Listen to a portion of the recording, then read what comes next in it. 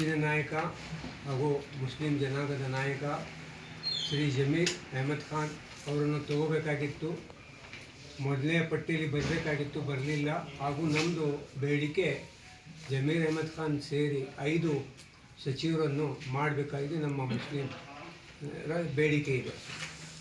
ಸನ್ಮಾನ್ಯ D K Shivakumar ನೂತನ Shri BZ Zameer Khan ಸೇರಿದಂತೆ ಕನಿಷ್ಠ 5 ಮುಸ್ಲಿಂ ನಾಯಕರಿಗೆ ಸಚಿವ ಸ್ಥಾನ ನೀಡಬೇಕೆಂದು ಅಂಜುಮನ್ ಇಸ್ಲಾಂ ಧಾರವಾಡ ಸಂಸ್ಥೆಯ ಪದಾಧಿಕಾರಿಗಳು ಸದಸ್ಯರು ಶಹರದ ಸಮಸ್ತ ಮುಸ್ಲಿಂ ಬಾಂಧವರು ಒತ್ತಾಯಿಸುತ್ತಿದ್ದೇವೆ.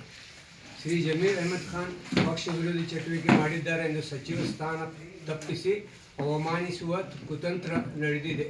ಮುಸ್ಲಿಂ ನಾಯಕರ ಬೆಳವಣಿಗೆ ಸಹಿಸದ ಕೆಲವು ಕಾಣದ ಕೈಗಳು ಷಡ್ಯಂತ್ರ ನಡೆಸಿ ಇಂತಹ ಕೀಳು ಮಟ್ಟದ ರಾಜಕೀಯ ಮಾಡುತ್ತಿದ್ದಾರೆ. ರಾಜ್ಯದಲ್ಲಿ ಕಾಂಗ್ರೆಸ್ ಪಕ್ಷ ಅಧಿಕಾರ ಬರಲು ಮುಸ್ಲಿಂ ಸಮುದಾಯ ಮುಖ್ಯ ಪಾತ್ರ ವಹಿಸಿದೆ ಎಂಬುದು ಎಲ್ಲರಿಗೂ ಗೊತ್ತಿರುವ ವಿಷಯ.